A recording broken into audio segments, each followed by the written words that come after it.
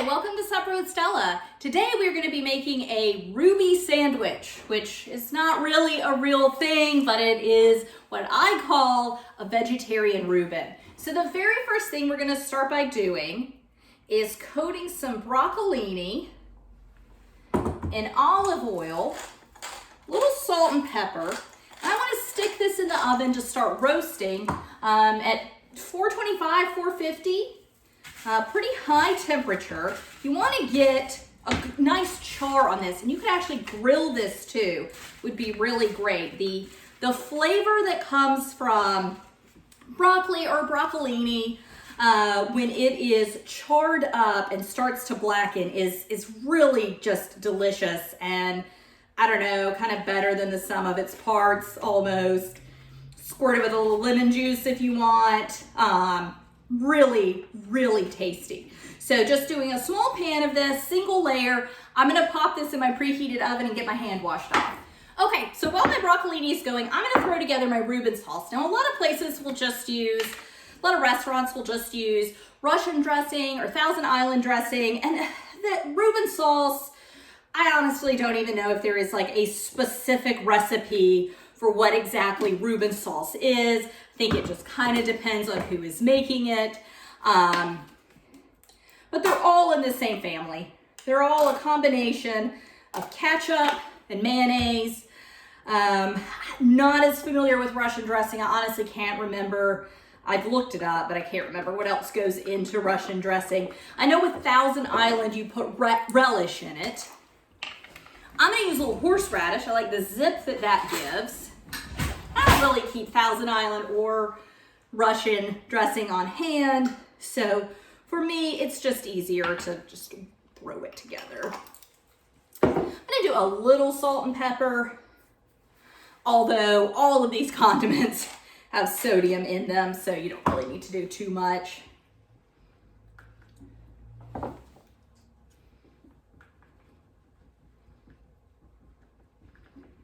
So with a Reuben sandwich, it's classically corned beef, sauerkraut, Swiss cheese, and Reuben sauce served on either rye or marbled rye bread. We're gonna use marbled rye because I think it looks great. It's the one with the swirl, so it's generally, it's pumpernickel and rye that are swirled together.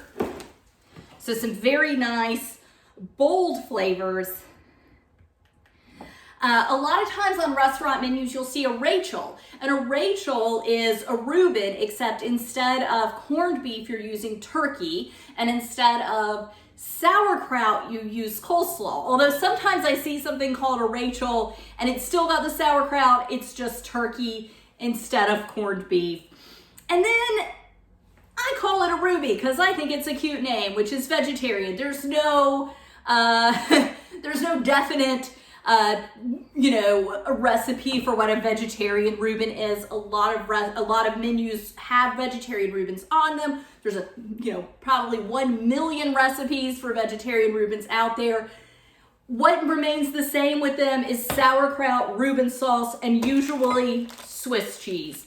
9 times out of 10, it's Swiss cheese. And then the vegetables change a good bit on it. I'm using the roast broccolini because I think that once that broccolini, or if you want to use broccoli, the broccolini just is gonna fit on a piece of bread a little better.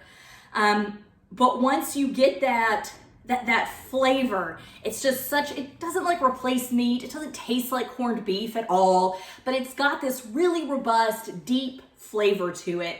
That's just something that I think is going to be really good on a sandwich and stand up to all these strong flavors. Because you've got marbled rye, you've got sauerkraut, and you have a fairly aggressive Reuben sauce.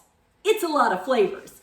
I'm going to add an avocado to this as well.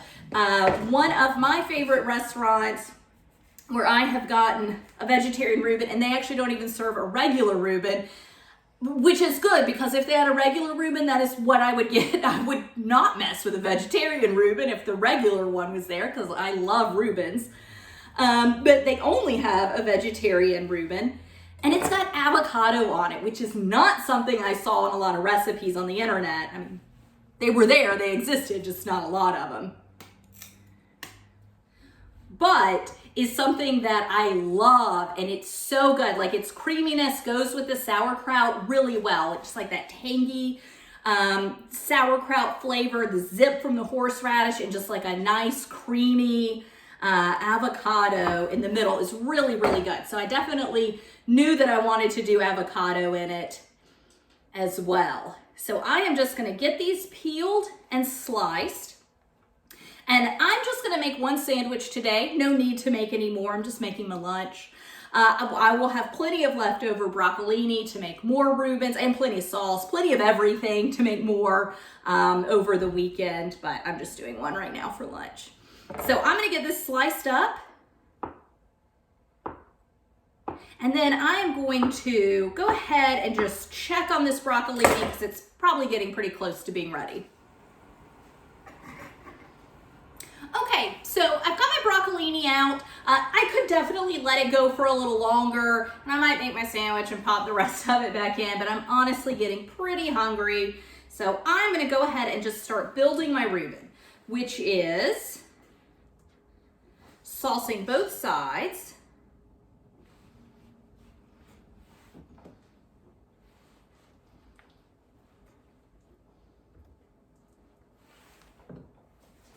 Okay, I'm gonna put my cheese on one side. Well, actually, hang on.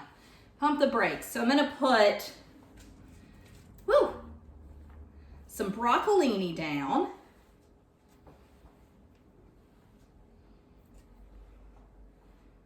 Do one more. There we go. So 5 spears of broccolini.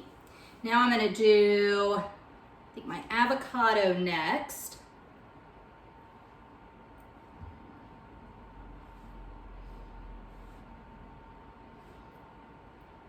Then sauerkraut on top of that.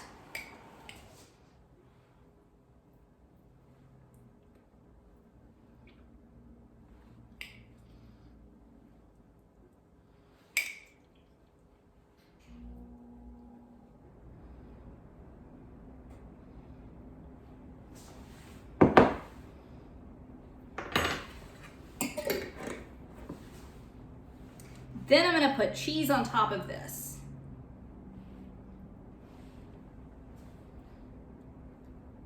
All right, so I'm gonna stick this in the oven for just a second, just to kind of roast up, or not roast up, but just to get the bun toasted a little bit. I am gonna put the rest of my broccolini back in. I would suggest you let it go a little longer than I did, but like I said, I'm starving. And then I will show you what it looks like in just a minute. My Reuben sandwich, got the bread toasted, the cheese is melted a little bit. Right.